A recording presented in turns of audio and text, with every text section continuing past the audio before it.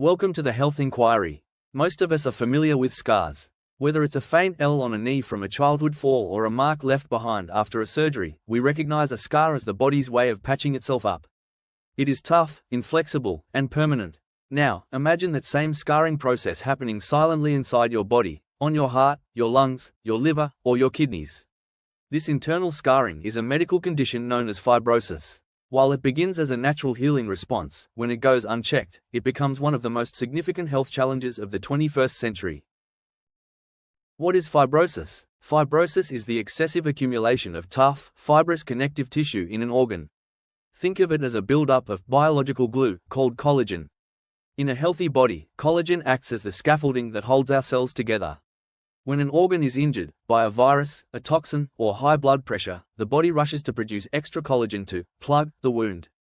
In a healthy scenario, once the injury heals, the production stops. But in fibrosis, the off switch is broken. The body continues to pile on collagen, layer after layer, until the soft, functional tissue of the organ is replaced by a hard, stiff scar. Eventually, the organ becomes so choked by this scar tissue that it can no longer do its job. Why is fibrosis a global health crisis? You may not hear about fibrosis as often as you hear about cancer or heart disease, but it is the invisible thread connecting almost all chronic illnesses. Epidemiological data reveals a sobering reality. Fibrotic diseases are estimated to contribute to nearly 45% of all deaths in industrialized nations. It is a global health crisis that hides behind many different names. The heart, cardiac fibrosis. Every year, millions of people suffer from heart failure. A primary driver is cardiac fibrosis, where the heart muscle becomes so stiff that it can't pump blood efficiently. This often follows a heart attack or years of unmanaged high blood pressure. The liver, cirrhosis. Over 25% of the world's population is currently living with some stage of fatty liver disease. When this progresses to advanced fibrosis, cirrhosis, the liver loses its ability to filter toxins, leading to a critical need for transplants. The lungs, pulmonary fibrosis. Conditions like idiopathic pulmonary fibrosis, IPF, cause the lungs to thicken. For the roughly 200,000 Americans living with IPF, every breath becomes a struggle as the lungs lose their elasticity. The kidneys, renal fibrosis. With over 10% of the global population affected by chronic kidney disease, renal fibrosis is the final pathway that leads to the necessity of dialysis. The silent nature of the disease. The most dangerous aspect of fibrosis is that it is often asymptomatic in its early stages. Because our organs are incredibly resilient, they can often keep functioning even when 30% or 40% of their tissue has been replaced by scars. By the time a person feels sick, experiencing shortness of breath, extreme fatigue, or swelling, the fibrosis has often reached an advanced stage. This silent progression is why early detection and preventive lifestyle choices are so vital. What causes fibrosis? While some cases of fibrosis are genetic or idiopathic, meaning the cause is unknown, the majority of cases are driven by manageable lifestyle factors and chronic conditions. Metabolic health, obesity and type 2 diabetes are leading triggers for liver and kidney fibrosis. High levels of sugar and fat in the blood act as a constant irritant to our internal organs. Unmanaged hypertension. High blood pressure puts mechanical stress on the heart and kidneys, signaling the body to toughen those tissues with scar tissue. Environmental toxins. Long-term exposure to pollutants, cigarette smoke, or excessive alcohol provides a constant injury signal to the lungs and liver. Chronic infections. Viruses like hepatitis B or C can keep the liver in a state of permanent inflammation, leading to a buildup of scars over decades. In recent and coming years, COVID-19 will be a big one. While many people recover fully from COVID-19, severe cases can trigger an aggressive wound healing response that leads to permanent organ scarring, particularly in the lungs. This happens because the SARS-CoV-2 virus causes massive, prolonged inflammation and directly damages the delicate epithelial cells lining the air sacs. In an attempt to repair this widespread destruction, the body's immune cells become dysregulated and continuously pump out pro-fibrotic signaling molecules like TGF-beta. This broken off switch forces hyperactive myofibroblasts to rapidly pile on layers of tough collagen, replacing soft, elastic lung tissue with stiff, thick scars that make breathing a chronic struggle. New breakthroughs in basic research, looking closer than ever. For a long time, scientists looked at a scarred organ as just a big, static block of ruined tissue. But today, incredible new tools are helping us see that fibrosis is actually a very busy, rapidly changing battleground inside our cells. We are no longer just guessing what happens, we are watching it happen at a microscopic level. High-tech super maps of our cells. In the past, studying a piece of diseased tissue was like throwing a bunch of different foods into a blender and trying to guess the original recipe from the smoothie. Now, scientists use a technique called single-cell RNA sequencing, (SCRNA-seq), combined with spatial transcriptomics. This acts like a super-powered magnifying glass and a GPS at the same time. It allows researchers to see every single cell by itself and map exactly where it is sitting inside the organ scar. Because of this, scientists discovered that the biological glue, the matrix, isn't the same everywhere. Some parts of the scar are made of highly stubborn, tightly locked materials that resist the body's natural cleanup crew. Finding these specific, stubborn spots helps researchers know exactly which parts of the scar they need to attack with medicine. The stiffer it gets, the worse it gets. Imagine trying to move your arm if your skin suddenly turned into stiff leather.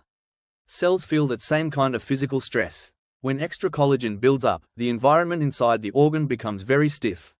Cells can actually feel this stiffness, and it scares them into making even more scar tissue. Scientists found that when cells feel this physical squeeze, special messenger proteins inside the cell named YAP and TAZ wake up. These messengers rush into the center of the cell and turn on the scar-making factory. If scientists can find a way to block these messengers, they can trick the cells into relaxing, stopping the scar from growing. Retraining the body's cleanup crew. Our immune system has defender cells called macrophages. Usually, their job is to clean up mess and fight off bad germs. But in a scarred organ, these cells get confused. They stay in a freak-out mode that keeps triggering inflammation and building more scars. New research is figuring out how to give these defender cells a new set of instructions. Instead of telling them to build more walls, scientists are trying to turn them into pro-healing helpers that release special molecules to dissolve and eat away the tough scar tissue. Next-generation labs, organs on a chip. One huge problem in medical history is that a drug might work perfectly in a lab mouse but fail completely when given to a human patient. To fix this translation gap, scientists have stopped relying only on simple plastic dishes or animal models. Today, they take human stem cells and use them to grow tiny, 3D versions of human organs in the lab, called organoids. They then place these mini organs onto specialized microchips that have tiny fluids pumping through them to copy how blood flows. These fibrosis-on-a-chip platforms can mimic the exact stiffness and biology of a real sick human organ. This allows scientists to safely test thousands of new medicines on real human tissue structures before they ever try them on a volunteer patient. Advanced detection technologies. One of the biggest hurdles has always been catching fibrosis early. New non-invasive technologies are changing that. Elastography. This specialized ultrasound or MRI technique allows doctors to measure the stiffness of an organ without needing to poke the patient with a large needle for a biopsy. Digital twins and AI. Researchers are using artificial intelligence to create digital versions of a patient's biology to predict how their fibrosis might progress, allowing for earlier and more personalized intervention. The future of treatment, hope on the horizon. For decades, doctors believed that once an organ was scarred, the damage was permanent. Traditional medicines, like pirfenidone and nintedanib, were great breakthroughs, but they could only slow down the damage, they couldn't fix what was already broken. Today, we are entering a brand new era of medicine where the goal is to completely stop or even reverse the scarring. AI-generated small molecules. Artificial intelligence is no longer just for video games or writing essays. Scientists are now using AI to design entirely new medicines from scratch. A prime example is a new molecule named INS018_055. An AI computer program designed this drug to block a specific enzyme that helps cause organ scarring. Because the computer helped design it so precisely, it has already passed its first safety tests in humans, showing how fast technology can create new treatments. Precision monoclonal antibodies. Antibodies are like highly trained bloodhounds that your body uses to track down germs. Scientists can now create custom, lab-made versions called monoclonal antibodies to track down and block the specific chemical signals that cause scarring. One of these new drugs is called pamrevlimab. It targets a specific growth factor called connective tissue growth factor, CTGF, that acts like a loud megaphone, shouting at cells to build scars. By blocking this megaphone, the drug is showing great promise in major human trials. Other new medicines are targeting integrins, which are the antennas cells use to feel how stiff the tissue is around them. A drug called bexategrast blocks these antennas so the cells can't feel the stiffness, preventing them from panicking and building more scar tissue. Cell-free nanotherapeutics, the tiny delivery trucks. For a long time, scientists wanted to transplant healthy stem cells into sick organs to heal them. However, putting live cells into a patient can be very tricky and sometimes dangerous. Instead, scientists are now using the tools that stem cells send out, tiny, microscopic bubbles called extracellular vesicles, or exosomes. Think of these bubbles as tiny, microscopic delivery trucks. Scientists can pack these trucks with special genetic instructions, like microRNAs or tiny pieces of code that can turn off specific genes. When these bubbles are injected, they float straight to the scarred organ, deliver their cargo, and order the scar-producing cells to shut down and stop making collagen. Because they are just tiny packages and not alive, they are much safer and easier to use than whole cells. Cell and gene therapies. The most cutting-edge research involves reprogramming the body's own defense systems. Scientists are exploring ways to use modified immune cells, such as CAR T cells, to seek out and remove overactive scar-producing cells. There is also progress in RNA therapeutics, which can silence the genes responsible for excess collagen production, potentially allowing the organ to heal naturally. What can you do today? While science works on these high-tech cures, the best defense against fibrosis remains prevention. 1. Know your numbers. Monitor your blood pressure, blood sugar, and cholesterol. Managing these prevents the initial insults and physical stress that lead to internal scarring. 2. Limit toxins. Reducing alcohol and avoiding tobacco are the two most effective ways to protect your liver and lungs from constant injury signals. 3. Stay active. Exercise helps keep your heart and blood vessels flexible, preventing the mechanical stiffness that triggers cardiac fibrosis.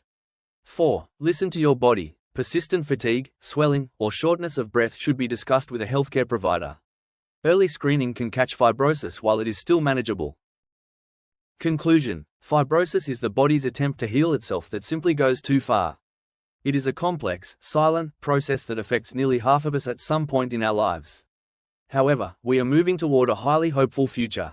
Through a combination of smart lifestyle choices, super accurate single-cell mapping, organ-on-a-chip testing, and brilliant new AI-designed medicines, we are finally learning how to turn off the scar machine. We are moving toward a world where the scar is no longer the final chapter for our internal organs. If you find this video interesting and inspiring, please hit like, subscribe, and turn on notifications so you never miss practical, science-backed wellness insights.